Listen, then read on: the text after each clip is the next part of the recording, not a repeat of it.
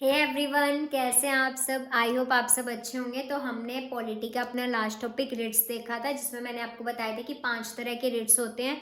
तो मैंने आपको फंडामेंटल राइट्स के सारे आर्टिकल्स भी अपने पहले वाली वीडियोस में डिस्कस कर दिए और मैंने आपको रिट्स भी डिस्कस कर लिए। और ये दोनों ही मोस्ट इंपॉर्टेंट टॉपिक्स होते हैं पेपर के लिए, क्योंकि आपको पता है कि पॉलिटी के आर्टिकल्स या रिट्स में से कुछ ना कुछ ज़रूर पूछा जाता है और आर्टिकल्स मोस्ट इंपॉर्टेंट होते हैं। फंडामेंटल राइट्स के तो बहुत ही ज़्यादा इंपॉर्टेंट होते हैं आर्टिकल्स, तो इसलिए हमें पहले वो देख लेनी चाहिए फंडामेंटल राइट के बाद। क्या आज हम करेंगे प्रेसिडेंट से रिलेटेड मोस्ट इंपॉर्टेंट आर्टिकल्स। और आपको पता है कि जो प्रेसिडेंट से रिलेटेड या फिर फंडामेंटल राइट से रिलेटेड आर्टिकल्स होते हैं वो बहुत ही इंपॉर्टेंट होते हैं। तो हमें पहले हम जो मोस्ट इंपॉर्टेंट वाली चीज़ें होती हैं वही कर रहे हैं। तो अब स्टार्ट करते हैं अपने प्रेसिडेंट से रिलेटेड आर्टिकल्स। तो चलिए स्टार्ट करते हैं।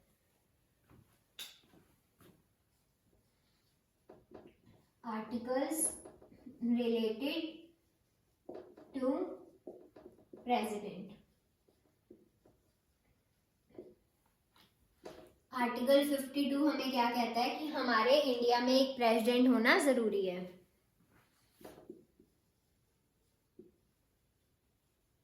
और प्रेसिडेंट क्या होता है? Constitutional head of the state.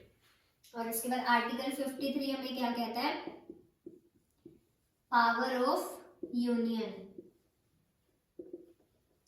मतलब कि प्रेसिडेंट के पास क्या क्या शक्तियां होती है देश को चलाने के लिए, पावर ऑफ यूनियन के अंदर ये आता है। उसके बाद हमारा आर्टिकल 54 इलेक्शन ऑफ प्रेसिडेंट।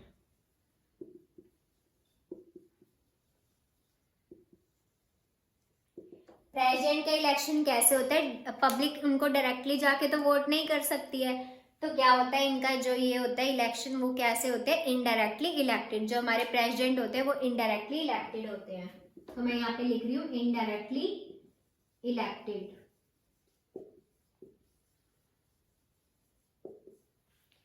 क्योंकि क्या है, पब्लिक इनको डायरेक्टली जाके वोट नहीं करती। इनको कौन वोट करता है? एमपीज में जो मतलब लोकसभा और राज्यसभा के लोग होते हैं वो वोट करते हैं, या जो स्टेट के जो एमएलएज वगैरह होते हैं वो इनको वोट करते हैं। पब्लिक इनको डायरेक्टली वोट नहीं करती है।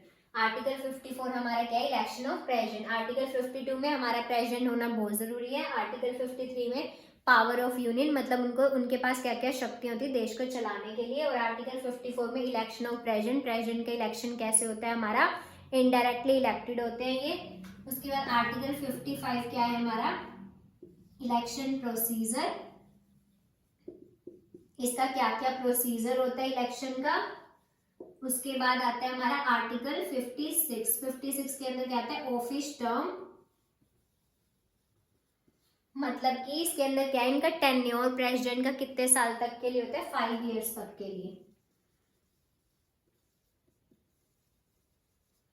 इनका कितने साल तक का होता है? 5 साल के बाद, मतलब अगर वोट डलते हैं और कि वोट किसी के पास ज्यादा आते हैं तो हमारा प्रेसिडेंट चेंज हो जाता है। तो 5 साल के बाद क्या होता है? टेन्योर कितना होता है प्रेसिडेंट का? 5 ईयर्स का। उसके बाद अपना आर्टिकल 57 देखते हैं।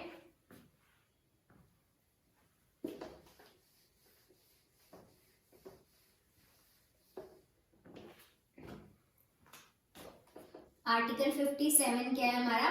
प्रोविजन ऑफ री इलेक्शन। मतलब कहने का कि ऐसा नहीं है कि अगर एक प्रेसिडेंट 5 साल के बाद अगर वो उसको हटा देंगे, अगर उसके वोट फिर भी ज्यादा आएंगे उसी प्रेसिडेंट के, तो वो अनलिमिटेड टाइम तक के लिए भी प्रेसिडेंट बना रह सकता है। ये कोई वो नहीं कि 5 साल के बाद उस प्रेसिडेंट को हम हटाएंगे ही हटाएंगे। अगर उनके वोट ज्यादा आ रहे हैं तो वो अनलिमिटेड टाइम तक के लिए क्या रह सकते हैं? वो प्रेसिडेंट हमारे देश के रह सकते हैं। तो प्रोविजन ऑफ री इलेक्शन का मतलब यही है कि वो अनलिमिटेड टाइम के लिए सेम हमारा प्रेसिडेंट रह सकते हैं। उसके बाद आर्टिकल 58। आर्टिकल 58 में क्या आता है हमारा? क्वालिफिकेशन प्रेसिडेंट की। इसमें क्या क्या चीजें होती है प्रेसिडेंट की क्वालिफिकेशन में? क्या एक तो क्या होना चाहिए कि ये जो इंडिया के मतलब सिटीजन ऑफ इंडिया होने चाहिए, और ये बैंकक्रप्ट नहीं होने चाहिए, मतलब कि इनका मतलब ये दिवालिया होता है जो भी, वो नहीं होना चाहिए। मतलब कि ये और ये इंडिया के सिटीजन होने चाहिए, और इनकी एज कितनी होनी चाहिए? 35 ईयर्स तक होनी चाहिए। और लोकसभा के मेंबर बनने के लिए जो चीज़ें सारी चाहिए होती हैं, जो क्वालिफिकेशंस वगैरह सब चाहिए होती है वो इनके अंदर होनी चाहिए एक प्रेसिडेंट के अंदर। तो क्वालिफिकेशन के अंदर हमारे ये चीज़ें आती हैं। उसके बाद आर्टिकल 59 नेचर ऑफ ऑफिस, कि मतलब इनके पास काम करने की जो भी शक्तियां होती हैं वो। और आर्टिकल 60 में क्या है, ओथ ऑफ प्रेसिडेंट,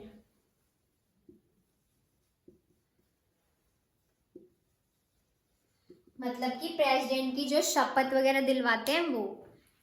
और उसके बाद आर्टिकल 61 क्या कहता है हमें, आर्टिकल 61 कहता है कि इम्पीचमेंट मतलब कि इनको हटा सकते हैं प्रेसिडेंट को। वो कौन हटा सकता है, वो पार्लियामेंट के लोग हटा सकते हैं। पार्लियामेंट में कौन कौन आती है, हमारी लोकसभा आती है और राज्यसभा आती है। तो मतलब कि प्रेसिडेंट को भी हटाया जा सकता है। इम्पीचमेंट का यही मतलब है कि प्रेसिडेंट को भी हटाया जा सकता है। वो कौन हटा सकता है, पार्लियामेंट के जो वो दोनों होते हैं वो मिलके डिसाइड करते हैं। अगर प्रेसिडेंट ने कोई भी गलती की हो तो मतलब जो इम्पीचमेंट होते हैं तो वो प्रेसिडेंट भी हट सकता है हमारा। उसके बाद आता है आर्टिकल 62। आर्टिकल 62 क्या कहता है, आर्टिकल 62 कहता है कि जैसे प्रेसिडेंट मान लो बीमार हो गए, या कोई जो भी हमारे प्रेसिडेंट है या उनकी डेथ होगी, या वो बीमार हो गए, या किसी वजह से उनको कहीं जाना पड़ गया और वो हमारे प्रेसिडेंट अब नहीं रहे, तो क्या होएगा, उसी 6 महीने के अंदर जैसे उनकी जगह पे वाइस प्रेसिडेंट आएगा तो वो सिर्फ 6 महीने तक ही वो वाइस प्रेसिडेंट रहेगा प्रेसिडेंट की कुर्सी पे। बट वो 6 महीने के अंदर अंदर दोबारा से प्रेसिडेंट को लाना पड़ेगा हमें। तो प्रेसिडेंट की पोस्ट को हम 6 महीने से ज़्यादा तक खाली नहीं रख सकते। तो मतलब रीफिलर होती है ये। 62 के अंदर क्या होता है कि जो प्रेसिडेंट की पोस्ट होती है वो रीफिल हो जानी चाहिए 6 मंथ्स के अंदर अंदर। तो आर्टिकल 62 में हमारा यही है कि जो प्रेसिडेंट की पोस्ट है वो 6 महीने के अंदर, वो पोस्ट ज़्यादा टाइम तक खाली नहीं रह सकती। लास्ट हमारे पास 6 महीने ही होते हैं कि 6 महीने तक ही वो पोस्ट खाली रहनी चाहिए। उसमें भी क्या होता है कि जैसे ही प्रेसिडेंट जाता है तो वाइस प्रेसिडेंट उनकी जगह पे बैठते हैं और फिर वही काम वो देखते हैं जो कि प्रेसिडेंट देखता है। बट वो 6 महीने तक ही रह सकती है ऐसी चीज़। और उसके बाद हमें इलेक्शन से फिर से कोई ना कोई प्रेसिडेंट हमें चुनना होता है। और उसके बाद देखो ये हमारे आर्टिकल 62 तक हो गए। उसके बाद आता है हमारा आर्टिकल 72। और आर्टिकल 72 में क्या होती है, पार्डन पावर होती है प्रेसिडेंट के पास, मतलब उनके पास माफ करने की शक्ति होती है। तो वो मैं आपको बता रही हूँ।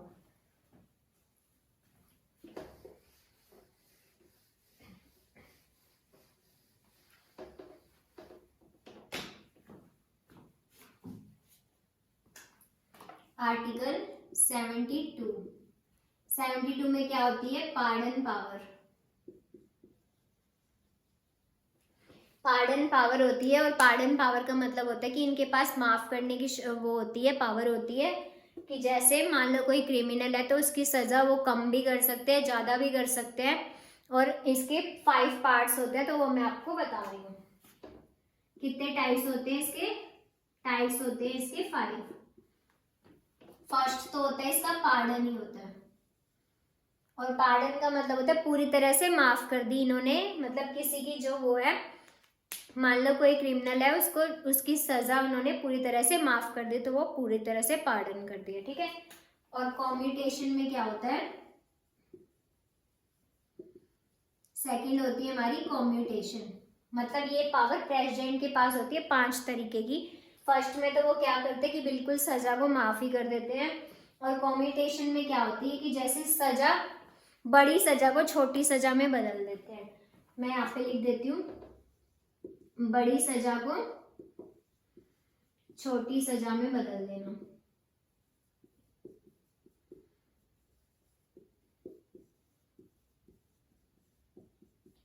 जैसे कि अब आप देखो कि मान लो डेथ सेंटेंस मिला था कि फांसी की सजा मिलनी थी, बट प्रेसिडेंट ने क्या किया, लाइफ इम्प्रिजनमेंट दे दी, कि मतलब उम्र कैद की दे दी और उनको फांसी की सजा नहीं दी। तो क्या होगा, डेथ सेंटेंस से क्या कर दिया, लाइफ इम्प्रिजनमेंट।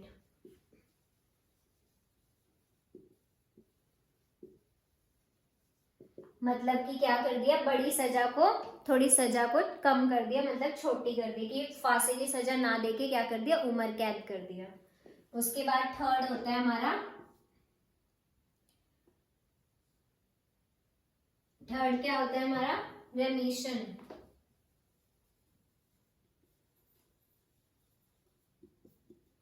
रेमिशन में क्या होता है कि ना उम्र का टाइम, मतलब ड्यूरेशन पीरियड कम कर देते। जैसे मान लो कि 5 साल की सजा थी तो उसको क्या कर देंगे, 3 साल की कर देंगे, या 10 साल की थी तो उसको 6 या 7 साल की कर देंगे। तो इसमें क्या होगा कि ड्यूरेशन कम हो जाएगा सजा का, सजा की ड्यूरेशन का कम हो जाना।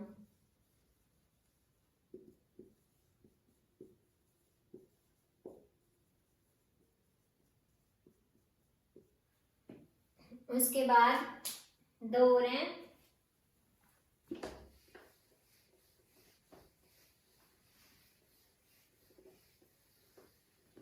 और कौन कौन सी हैं, रिप्राइव। रिप्राइव का मतलब क्या होता है, इसमें टेम्परेरी रिलीफ मिल जाता है। जैसे कि मान लो किसी को डेथ सेंटेंस मिलना हो, मतलब किसी को फांसी की सजा मिलनी हो, तो उसका क्या होएगा कि उसको थोड़े टाइम के लिए उसकी सजा को प्रेसिडेंट क्या करेंगे, पोस्टपोन कर देंगे। मतलब कि कोई रिप्लाई नहीं देंगे कि अभी डेथ सेंटेंस देना है, वो अपना रिप्लाई थोड़े टाइम तक के लिए रोक लेते हैं ताकि एक थोड़ा सा उनको टाइम मिल जाए। तो क्या होता है, टेम्परेरी रिलीफ होता है। सजा उतनी ही रहती है, मतलब इसमें सजा कम नहीं करते हैं प्रेसिडेंट, बट क्या करते हैं, सजा को थोड़ा सा पोस्टपोन कर देते हैं। तो इसमें क्या होता है, रिप्राइव होता है हमारा टेम्परेरी रिलीफ। इसमें ये याद रखना कि सजा मतलब इसमें ना तो कोई सजा कम होती, जैसे कि पार्डन में पूरी तरह से माफ कर देते हैं। कॉम्यूटेशन में क्या करते हैं कि जैसे कि फांसी की सजा मिलनी थी तो क्या कर दी, उम्र कैद कर दी, कि सजा को बड़ी को छोटी कर दिया। उसके बाद हमारा क्या था, रेमिशन था। रेमिशन के अंदर हमने क्या देखा कि ड्यूरेशन कम कर दिया सजा का, कि ज्यादा ड्यूरेशन थी तो उसको क्या कर दिया, कम कर दिया। बट इसमें रिप्राइव में क्या किया, सिर्फ टेम्परेरी रिलीफ दिया, एक तरह से पोस्टपोन कर दी सजा को, क्या कर दिया, पोस्टपोन कर दिया सजा को। इसमें सजा कम नहीं होती। उसके बाद लास्ट हमारा क्या होती है, रेस्पाइट। रेस्पाइट में क्या होता है कि मतलब जैसे कि वुमेन होती है, वो प्रेग्नेंट होती है, या फिर कोई क्या होती है, एज बहुत ज़्यादा होती है, जैसे कि ओल्ड एज हो जाता है, या फिर कोई बीमारी होती है जैसे इलनेस वगैरह होती है, तो इन चीज़ों को देख के क्या करते हैं, सजा को कम कर दिया जाता है। तो मैं यहाँ पे लिख देती हूँ एज, और वुमेन के लिए तो जैसे कि कोई वुमेन प्रेग्नेंट हो तो, या फिर इलनेस, इनकी वजह से मतलब कि क्या कर देते हैं, पनिशमेंट को कम कर देते हैं।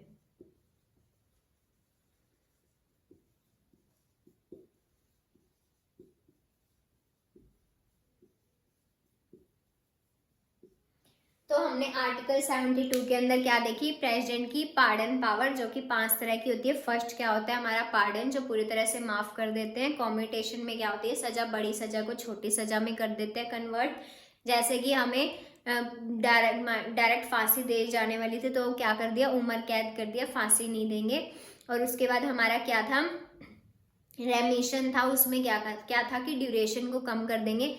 उसके बाद हमारा था रिप्राइव, की टेम्परेरी रिलीफ दे दिया, मतलब सजा कम नहीं होगी बट पोस्टपोन हो जाएगी थोड़े टाइम के लिए। उसके बाद रेस्पाइट में क्या था, वही एज और इलनेस और वुमेन की प्रॉब्लम्स देख के क्या करेंगे, पनिशमेंट को कम कर देते हैं। तो ये हमने देख ली आर्टिकल 72 में प्रेसिडेंट की पावर सारी। उसके बाद एक और होता है हमारा जो मोस्ट इंपॉर्टेंट होता है, आर्टिकल 143। इसमें क्या होता है, प्रेसिडेंट किसी भी टाइम एडवाइस ले सकता है सुप्रीम कोर्ट से। मतलब कि प्रेसिडेंट के पास ये पावर होती है कि वो किसी भी टाइम सुप्रीम कोर्ट से अपनी मतलब कोई भी चीज में या तो कोई राय ले सकता है, मतलब एडवाइस ऑफ सुप्रीम कोर्ट, तो वो क्या कर सकता है, एडवाइस ऑफ सुप्रीम कोर्ट। तो इतनी मोस्ट इंपॉर्टेंट होती है। तो मैंने आपको अभी क्या क्या बताया, आर्टिकल 52 में हमारा एक प्रेसिडेंट होना बहुत ज़रूरी है। 53 में हमारे मतलब पावर ऑफ यूनियन की, उनके पास क्या क्या शक्ति हैं देश को चलाने के लिए। उसके बाद 54 में इलेक्शन ऑफ प्रेसिडेंट की इनडायरेक्टली इलेक्टेड होते हैं प्रेसिडेंट हमारे, और आर्टिकल 50 मतलब उनको डायरेक्टली पब्लिक नहीं वोट कर सकती। और आर्टिकल 55 हमारा क्या होता है, इलेक्शन प्रोसीजर होता है। उसके बाद 56 में क्या होता है, ऑफिस टर्म यानी कि टेन्योर जो होता है वो 5 साल के लिए होता है। और 57 में हमारा क्या होता है कि वो री इलेक्टेड भी हो सकते हैं, मतलब एक ही प्रेसिडेंट हमारा अनलिमिटेड टाइम तक के लिए सेम प्रेसिडेंट भी रह सकता है अगर वो जीत रहे हैं बारी बारी तो। और उसके बाद 58 में हमारी क्वालिफिकेशंस में देखते हैं कि 35 ईयर्स तक की एज होनी चाहिए, वो बैंकरप्ट नहीं होना चाहिए, और क्या होना चाहिए, इंडिया का सिटीजन होना चाहिए वो। और उसके बाद 59 में हमारा क्या था कि नेचर ऑफ द ऑफिस। और 60 में क्या था, 60 में हमारा क्या था कि वो प्रेसिडेंट को शपथ दिलवाते हैं वो। और 61 हमारा क्या था, इम्पीचमेंट वाला था।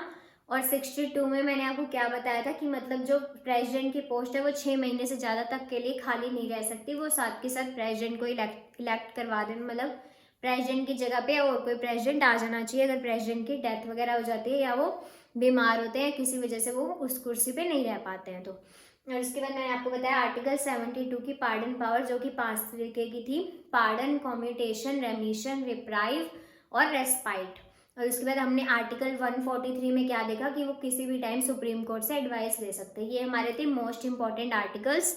तो आज की वीडियो में हमने देखे प्रेसिडेंट से रिलेटेड मोस्ट इंपॉर्टेंट आर्टिकल्स। तो आज की वीडियो में इतना ही। तो thank you so much for watching this video. If you found this video helpful, please do like, share and subscribe my channel. Bye.